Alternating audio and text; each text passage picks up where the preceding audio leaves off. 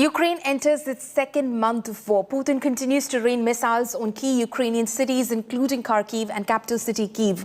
On Thursday, Russian shelling destroyed a warehouse in the town near Kyiv. Firefighting still is underway in the region as black smoke engulfs the neighborhood.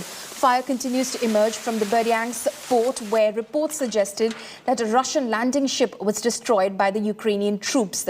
In the besieged city of Mariupol, thousands of civilians stood in long queues for humanitarian aid. The Ukrainian port of Mariupol has been almost completely flattened by prolonged Russian bombardment. Hundreds of thousands of people have been hiding in basements with no running water, food, medicine or power. Meanwhile, after attending the NATO summit in Brussels, USA President Joe Biden is headed to Poland to discuss the deployment of peacekeepers to Ukraine. Ukrainian President Zelensky has called for military assistance without limitations from the West.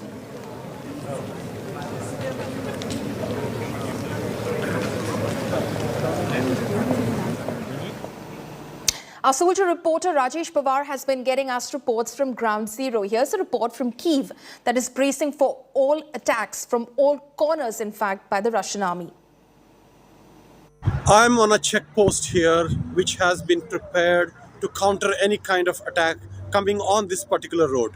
Here, if you see behind me, these white sandbags, this is where soldiers will take position in case anything comes from that direction towards this checkpost. And these black these iron hedgehogs you see, they are basically for anti-tank obstacle. Let me show you what a soldier will see through these sandbags in case enemy is coming on this road from the other side. I'll just show you around, take you how it will feel. This is how it will look to a soldier from these sandbags, and he can see any tanks coming from there, any soldiers coming from there. My colleague Rajesh Pawar is now joining me live from Kyiv in Ukraine. Rajesh, you've been, of course, sharing all of those reports from how Ukraine is protecting its own capital city, Kyiv, in terms of, resisting the advancement of the Russian troops into Kyiv. But is that going to be enough in order to, of course, sustain this resistance, and for how long? Look, I say that yes, it is enough, because Kyiv is a megapolis. It has still almost more than a few million people still living in this city. And every corner, every nook and corner, every road, every street in this city is right now fortified. Look, it is easy to bomb a city, to carry out air raids, to flatten it. But to conquer a city, it is very, very difficult. And Russia has seen it firsthand in Kherson and Mariupol. Mariupol, though it is under Russian control, it is still not 100% cleared. And Kyiv is 10 times bigger than that in terms of population, in terms of size, in terms of built-up area. So if Russian forces decide to enter the city, it's going to be a nightmare for Russian forces. And they know this, and they will not do it. And that is the reason they are fortifying the defenses all around the city on the perimeter, because they intend to stay there for long, to put a siege around the city, to force the city to surrender rather than bombard it to ground, or to go inside the city and face heavy casualties, as well as a lot of collateral damage to civilian population here. They will avoid both these situations, and they will not enter Kyiv. This is my reading of the military situation and the fortifications I see around Kyiv and the overall situation building up in Ukraine right now. Over to you. Right, Rajesh. So what you're basically saying that the Russians are not going to go for an all-out attack against Kyiv. They are building up outside, on the outskirts, on the periphery of the city, in terms of them being there for the long haul. Is Ukraine prepared for the long haul?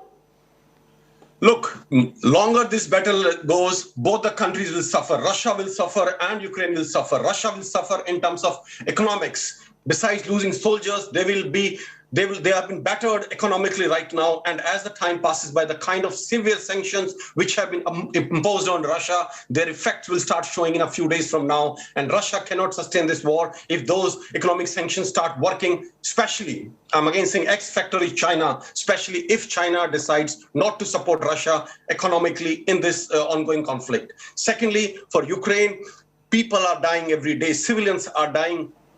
Half the children, 50% children of all of Ukraine are now displaced. They are either internally displaced or they have become refugees. All families have been broken. People are moving out of the country. People have lost their homes. People have lost their businesses. There's no income. This is a desperate situation for Ukraine as well. And moment it increases, this conflict prolongs, this situation is going to get worse, and Ukraine understands this. Secondly, Ukraine has been left totally isolated militarily now. NATO and US has made it very clear, come what may, they will not get involved in a direct confrontation with Russia at any cost. They might be talking of nuclear weapons, biological weapons, chemical weapons. Even a normal guy knows Russia will never use nuclear, biological, chemical weapons in Ukraine. If they have to use it, it will be in Europe and on US, not in Ukraine. So, yeah, you interrupted. Please go ahead. Ask the question. No. Finish what you were saying, Rajesh. No, I have finished. Please ask the next question. Right. So basically what you're saying that this is all about who blinks first. Rajesh, thank you so much for bringing us up to speed with what's happening on the ground in Ukraine in terms of the developments and how both Russia and Ukraine seem to be now preparing in some senses for the long haul. But will that be enough to sustain what they've now gotten themselves into? Ukrainian President Volodymyr Zelensky, in fact, continues to send out a very strong message to Russian invaders in the face of the continued war and unrest. Let's listen in. Нашого захисту ми наближаємо такий потрібний нам мир. Наближаємо перемогу, бо у цій війні просто не можна без перемоги. А так воно і буде. Втримали всі основні напрямки російських ударів. Світ застосував руйнівні санкції. Ми працюємо далі, домовляємось ще про нові. Сьогодні я зробив декілька важливих звернень до учасників саміту НАТО, саміту Великої Сімки, до саміту лідерів. Це заради того, щоб Росія зрозуміла одне.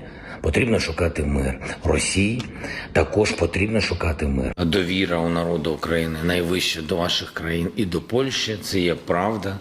Тому я думаю, що це і відповідає тим крокам, які ви зробили на зустріч Україні. Ризики в Україні, вони і ваші ризики, на жаль, але я повинен просто констатувати це, що ми маємо такого сусіда.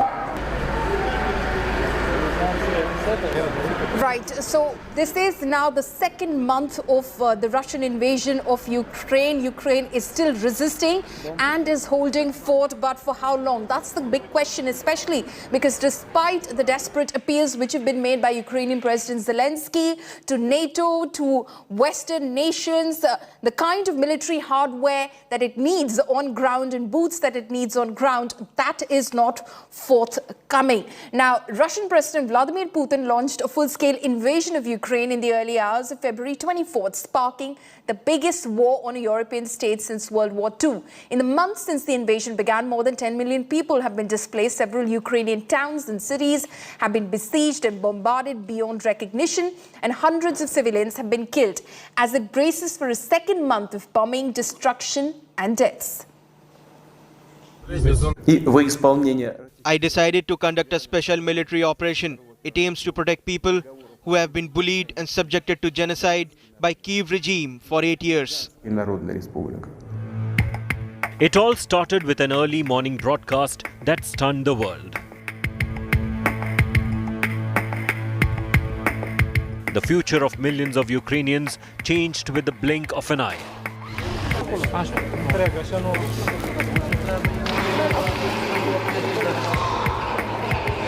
Now, a month and counting, Ukraine has survived ruthless bombing, brutal attacks, and endless hellscape.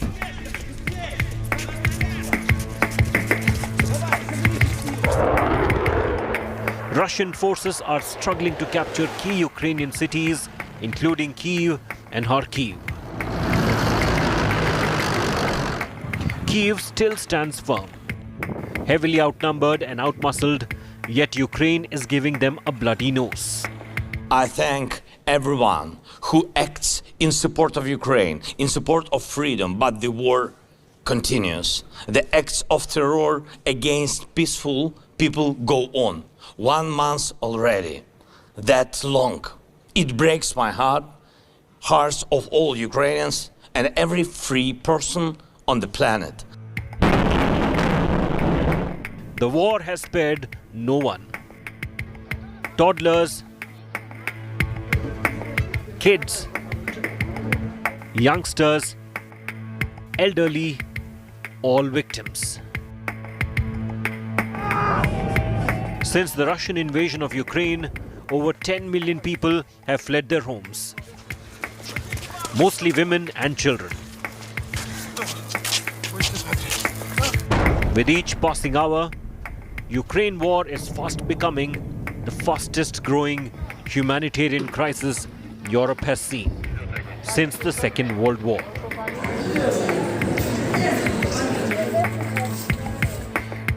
Diplomatic efforts are on to secure a ceasefire, and yet reports of civilian deaths in Ukrainian cities continue to make headlines.